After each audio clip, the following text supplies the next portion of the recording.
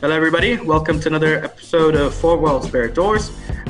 Today we're here to discuss what's going on in America at the moment, specifically the city of Minneapolis. As I don't know if any of you guys have heard, but at the moment there's some riots going on due to some police brutality, and this specific police brutality has gone over the edge by a killing of a black man by the name of George Floyd. So at the moment there's been 3 days of riots.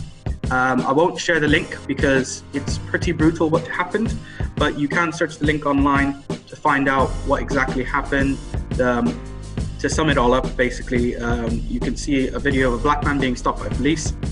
He was then arrested. He was complying, and then for some strange reason he ended up on the floor with the police officer's knee on his neck, and you can hear the poor guy screaming and shouting, saying he can't breathe. The police officer refused to listen, and the bystanders were telling him to lay off his neck, but he refused to listen and pulled out a mace. Eventually the ambulances were called and he was pronounced dead later on. The report that police pulled out was that they stopped him because he needed some help, but the video showed otherwise. So just to summarize and just to show you what exactly happened, the exact facts, because we only deal in facts, we'll just pull up to a Guardian page on what's been happening so far and what we know so far. So far there's been protests against police brutality, which continued in cities across the US, including Minneapolis, Denver, New York, and Oakland, following the killing of George Floyd. So you'll see a lot of people, protesters, with placards saying "I can't breathe" in reference to the video. At the moment, the rioting has turned to looting as well, and a lot of police stations have been attacked. So you can see that in one of the statements by The Guardian, in Minneapolis, police abandoned the 3rd Precinct police station, which has been a major protest site. There's videos at the moment on the internet as well where you can see police officers fleeing the 3rd Precinct and abandoning it to go to a 2nd Precinct where they can just hole up basically and try and reassess what they can do to stop these riots and protests. The government of Minnesota as well, the governor, decided to call in the National Guard. So the National Guard's a bit like the army, who get called in to try and control the situation. And there's been shooting and stuff going on. Now this won't calm down at all, and things are still developing. So we're gonna go forward now and talk about kind of the issues that have gone on, why this is such a big issue in the US with police brutality, and what we feel is the solution and what we feel about this whole incident. So I'll pass it on to you, Alfonso. Yeah, I just think it's really, I think the whole situation it's a bit crazy. It's really crazy. I mean, the whole George Floyd situation it should never have happened, and the fact that it did happen, and I feel like the officer should be made, an example should be made out of them basically, because it's happening too often, too frequently. Not enough being done about it.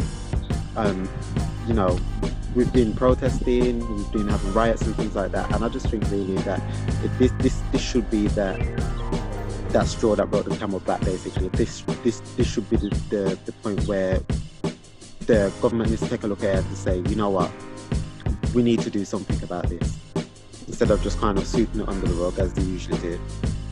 Do you know what I mean? So just to note as well that the police chief for that specific precinct, where the 4 officers that were involved in the murder of George Floyd, they actually fired the 4 officers straight away, but they haven't charged them yet, and they actually referred the case to the FBI and a few other local authorities to take it further. From what I've heard so far, the rumblings are that they haven't specifically seen a committed crime yet, because while they were doing it, it was under jurisdiction of the police, which is a bit weird. And a body cam footage was actually released of this, which you can find the link to somewhere, where they do see him complying to all the police officers' demands.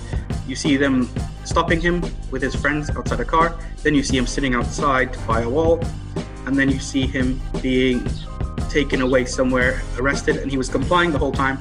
And then that's where the body cam footage ends, and then you see him on the floor. Now, for me, this isn't just a case of racism. it's a case of police brutality in America itself, how the police just feel that they can just go around and arrest whoever they want, question whoever they want, and do it with such force. So this specific case, the guy was already complying, and the police had his knee on his neck. Now, from reports are that police usually in the US don't get trained like that. Certainly, if it happened in the UK, they'd be called out on it, and major crimes would be put on this police officer, really. And you can hear him struggling, and I think the saddest part for me was the poor 46-year-old man. This is a 46-year-old man we're talking about, was crying for his mother. He was actually saying, "Please help, mom." This is a guy that was on his deathbed, and the police officer didn't respond and said that if he can talk, he can breathe, which isn't the case at all. And he complained about his stomach hurting, and usually when your stomach is hurting after you're struggling to breathe, that means air isn't being allowed to escape. You can't get air in, your stomach's getting bloated, it's about to explode. And the fact that it wasn't listened to, and then he changed the reports later, it was just upsetting from a human being standpoint. This is what happens in a Western country, in a developed nation that's supposed to be the leader of the free world. And I think this has all just been exasperated, really, and it's made worse because it seems to have happened on the heels of only black people. Now, that hasn't been the first case of a black person dying. We had just last week Ahmaud Arbery in the US, who was just going out for a jog, where 3 white men in a pickup truck with shotguns went to confront him about possible theft. And when he struggled, because obviously if you see a white van with a pickup truck with chasing you, following you around with 3 shotguns, you're not going to stop and ask them what's going on. I'm going to get the hell out of there. And because he struggled, they shot him. And what's worse about this situation, the killing didn't happen last week, it happened a few months ago. And the police were actually keeping it hidden because those 3 guys used to be police officers, and they have connections to the district attorney. So they all kept hiding it, and the district attorney kept accusing himself and passing on to the next person. And it wasn't a good case at all. It was horrendous to see that they were just hiding this murder. Luckily in that case that it's being investigated thoroughly, and these people were actually charged and arrested. But in this case, will we see anybody get charged by the police? It seems the police in the US have this huge advantage over the regular people. And especially the Lord. Let me just stop right there. Hang on.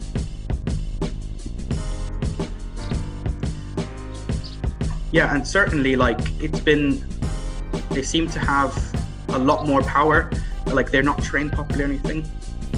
Yeah.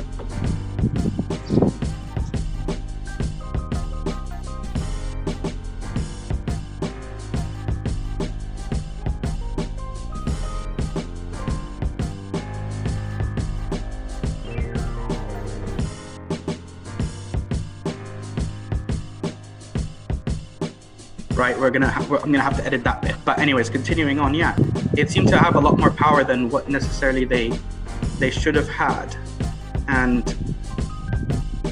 they don't seem to be trained properly. Or what we were talking about the other day is when you're recruiting police officers, you need to make sure that they're of a certain mental and moral standpoint, that they are stable and that they're unbiased. Because what happens is from what I've heard, the way they hire police is they do a psychoanalysis and a lie test, but the lie test and psychoanalysis more based on drug use, when actually it should be more to do with kind of a human being standpoint and whether he can judge things fairly. I mean, what do you think? It needs to be a lot more thorough. Do you know what I mean? I mean, in regards to doing background checks. Do you know what I mean? Things like upbringing. Do you know? Because all this incorporates into how people perceive the world and how they were brought up, basically. Do you know what I mean? It's not a situation where you could just. It shouldn't be a situation where you could just sign an application, go through a few examinations without going deep into it. They're going to be presented with a situation, and they can only react with how they've been taught to react. Now, if they're not training them properly to react professionally in these situations, then obviously you're going to get situations like this, where police officers just think that just because they've got power now, that they can just abuse that power in the way they feel they want, and that they're not going to get any consequences from it because they're law enforcement. And this is, I think there's an issue with the law enforcement. They're too heavily protected by the government, and I think mainly it's because the government doesn't want to admit that they've made a mistake. So just to point out as well that in the US, the states and the regional federal governments control the police. Obviously there is a fault of the government overall in the US for not having more stricter controls on the police officers, but this is what's coming out of this is people want more of a independent body to investigate these police. Another issue in the US as well with police is that they're heavily protected by the police union. So it's kind of like our trade unions here, they've got their own unions, and over there that it's very hard to sack any police officer or put any officer under investigation because there's strict rules. And obviously officers do need to be protected because sometimes obviously the type of people they deal with can lie and accuse them of things, and sometimes the situation does call for their own judgment in the situation. I mean, obviously if you encounter someone who just pulls a gun at you, suddenly you're obviously going to shoot back. So obviously they do need to protect it, but in some cases the union just goes too far, especially in terms of corrupt police officers. And we've just seen that happen again and again and again in the US. And exactly. Just to point out, it's the case. It's in situations where they've got footage, they've got video evidence, and they should be prosecuted just like any without prejudice, just like any other criminal. Yeah, and just to point out as well is this: we're not talking about the UK, and we're not talking about the UK police because that's a whole different ballgame. But yeah, our laws are different, and the way our police body works. Yeah, a lot different in the US. So, but what we are talking about is. Yeah, we're talking not about. To say, not to say that we don't have situations of our own over here in the UK as well, but definitely from our perspective, the way things are happening in the US is just really extreme. It's very extreme. Yeah. So while we do support the causes of what's happening in the US, we're not supporting the looting and the rioting because obviously these protests need to be peaceful. So we're definitely not condoning that. But comparing the police, going back to the comparisons that our police compared to their police, just to point out as well, I've lived in Saudi Arabia, the UK, Kenya, and I can tell you now in Africa, the Sudanese police and the Kenyan police, there are corrupt police officers in a lot, but the corruption there is more backhanded. Like you don't see it out in the open, but in America it just seems like it's just out there, like just in front of people, in front of all the video cameras being filmed. This police officer had his knee on this person's neck, and it was just shocking to see that out in the open. I've had police officers in Sudan come up to me and my friends who were just chilling and telling us that they're going to plant this weed on us, and if we don't pay them what we have in our pockets, then they'll tell our parents. That's the kind of corruption we're talking about. We're talking about parking fines where they say, well, let this one go for, it wasn't even that bad of a parking fine, but they try and bribe us, get bribes and stuff like that. Whereas in the US, it just seems like the police just enjoy the power that they have over people, and they're happy to flaunt it out because they have protected people on the inside. I mean, which part of training do you? I mean, what kind of training do you get to where it's acceptable to subdue somebody and by having your knee pressed down on their neck? They have come out, police have come out and said that nowhere is there any guidelines or training that does that. But this guy just seems to not have like a case. It seems like this person had an issue with this specific guy, and this is what happened. But this person aside, obviously there's other officers there. Three other officers. Yeah, exactly. That are just there watching this situation, and all they're concerned about is the people that are recording saying, oh, they need to step back. But people are telling them, this person can't breathe. They can hear the person saying they can't breathe. Do you know what I mean? Yeah. This man is dying on the floor, and the police to serve and protect. Who are they protecting at the moment? Because this man is not being protected. This man is being abused. He's actually being abused. And that's an exactly right comment, is that they do need to, the police are there for the service of the people and to keep the people safe. not to The abuse. the people that were there recording, they weren't in any danger. It wasn't like they were in the middle of some kind of gang war or anything like that. There's one man being subdued by an officer with a knee pressed down on his neck, and all the officers can say is they need to step back. They're not interfering. Yeah. But and it's not just that man that needs to be held accountable. It's all the other officers that need to be held accountable as well. Yeah, and just one last note to wrap all this up, is that obviously there's protests going on, and we encourage anyone to stand up and protest, but we encourage people to do it peacefully and without any racism, and to accept everybody. This isn't just a white on black crime. This is a human being to human being crime. Like, no matter how dangerous this individual was, sitting on someone's, like, putting a knee to someone's neck and choking him out isn't the solution. And it isn't the solution as well to go and attack every police officer and attack every white person, because that's not the case. The correct response isn't to go all out and start rioting and everything. That's just feeding them. That's just feeding them with more, giving them more ammunition to get put backlash back on us, basically. Yeah. You know, peaceful process and everything aside, like, do you know what I mean? You need to be doing peaceful process and everything like that. But I just feel like there's not enough in regards to support when things like this happen. Like when we mentioned earlier that you know, there are people out there with a lot of power and a lot of influence in the world that we don't, when things like this happen, we don't hear anything from them. Yeah. So we do encourage everyone to speak out, especially those in power. And just to everybody in the UK, there has been some, like, I encourage everybody in the UK to do support this, because it's important to support our black people over there in America as well. But it's important as well to not bring it over here to the UK as well to the same level, because it's not exactly the same. We've got our own issues to address, and we've got to do it in a different way.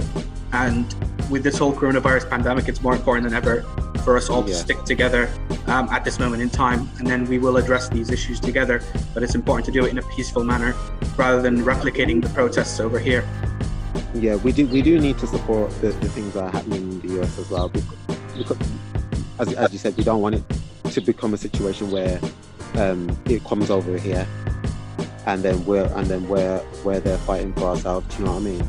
If we can support what's happening in the US and we can create change, or we can start change, then, you know, hopefully it can be sort of a vision for things to not happen the same elsewhere. Yeah. So of course we're all people in this, and we do hope that we can work towards a better future. Things are starting to improve. We're a long way off yet from it being perfect, but we hope you're all keeping safe, and we encourage all of you to read up on this and get the facts straight. Watch the videos. It is disturbing, but it's definitely something to watch for.